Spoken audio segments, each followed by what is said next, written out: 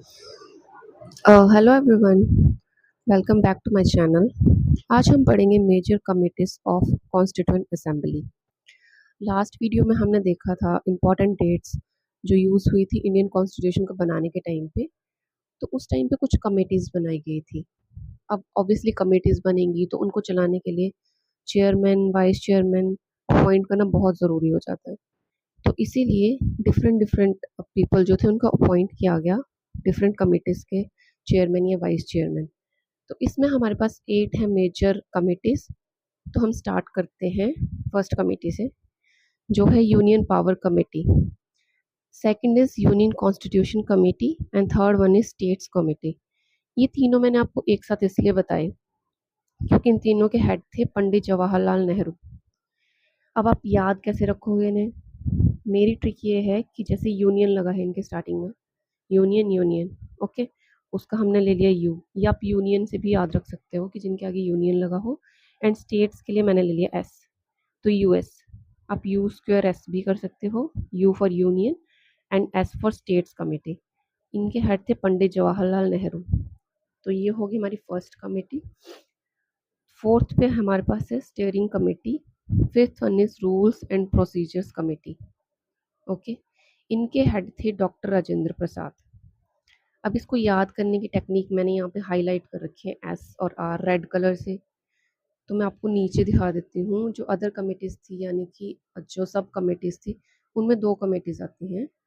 Add hoc committee on national flag and the second one is finance and staff committee. इनका ए और F मैंने highlight कर रखा है यहाँ पे। तो जब आप इन चारों को एग्रीगेट करोगे तो आप बना सकते हो एक वर्ड लर्न करने के लिए easily. S for steering, A for ad hoc, R for rules and procedure committee and F for finance and staff committee, जो कि नीचे अभी दिखने रहे होंगे वीडियो में।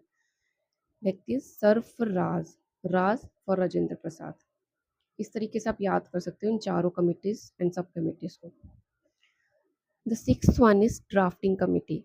ये आपके बहुत ज़्यादा काम आएगी आगे भी, और हर एक चैप्टर या फिर आप कोई भी टॉपिक पढ़ोगे, ये बहुत इंपॉर्टेंट कमेटी है ड्राफ्टिंग कमेटी। इसके हेड थे डॉक्टर बी आर अम्बेडकर। तो इसकी आपको टेंशन लेने की जरूरत नहीं है, आपको ऑब्वियसली याद हो जाएगा बार बार सुन सुन के। Seventh one is provisional constitution committee and the eighth is advisory committee on fundamental right, minorities and tribal and excluded areas. इन दोनों को हेड कर रहे थे सरदार पटेल, सरदार वल्लभ भाई पटेल, ओके। अब अदर कमेटीज हैं हमारे पास, इनके अलावा जो सब कमेटीज बनाई गई थी उसमें हमारे पास आ जाएगी फंडामेंटल राइट्स सब कमेटी। इसको हेड कर रहे थे जे बी कृपलानी। इनकी डिस्कशन हमने लास्ट वीडियो में भी किया था कि ये जो फर्स्ट मीटिंग हुई थी कॉन्स्टिट्यूशनल असेंबली की, उसमें इन्होंने बहुत ज़्यादा अपना कंट्रीब्यूशन दिया था। सेकंड वन इज माइनॉरिटी सब कमेटीज। इनके हेड थे एच सी मुखर्जी, ओके। ये थे वाइस चेयरमैन कॉन्स्टिट्यूशनल असेंबली के फर्स्ट मीटिंग के दौरान, और सॉरी सेकंड मीटिंग के दौरान। And the other is order and business committee. ये भी इंपॉर्टेंट है आपके लिए सब कमेटीज।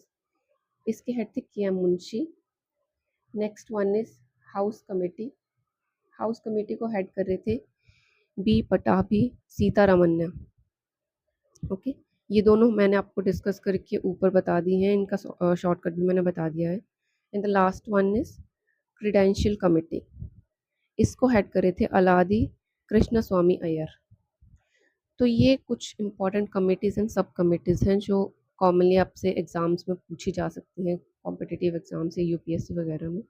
इनको आप याद कर सकते हो। इसके अलावा अगर आपके पास कोई और टेक्निक है जिससे आपको लगता है कि ईजिली इनको रिमेंबर कर सकते हो, तो श्योरली आप उसको यूज़ कर सकते हो। कमेंट बॉक्स में आप शेयर भी कर सकते हो कि आप कौन सी टेक्निक यूज़ कर रहे हो।